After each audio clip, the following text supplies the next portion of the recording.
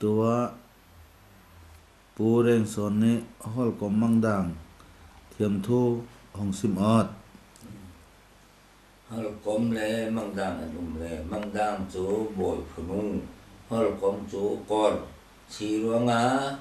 tir ding andu na lo le lul pha lul le khidi ni an hong dai le mangdang kha an kal ti ro anul ni hoi chon du le hol kom du ruanga hong chi le la hết hong sa la hết hong sap le ni zaman abol le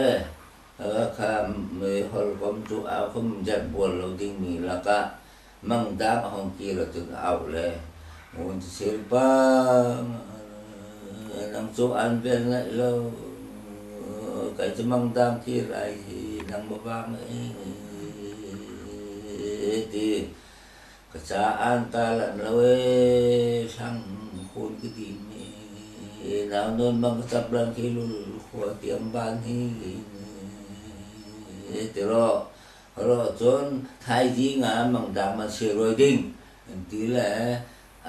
hai anh chồng đã lo nè mang đam hồi còn chú tí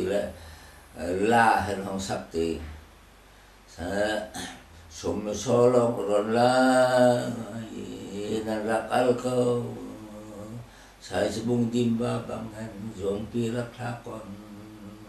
ta thu selo cheme bajau niku ila hong dau le mang dang it chuar ti mang dang man se roi ding se ro re lo tu ta na hong kal bing ro lu le na mak mi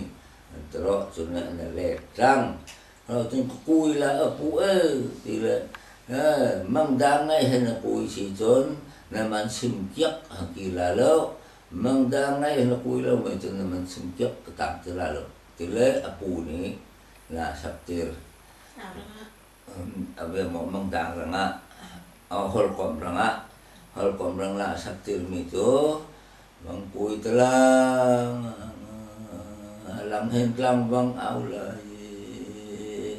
thầy thêm bên một cái pin lên cái nó khi bây anh ta lên khulul lại thỉnh anh ta bằng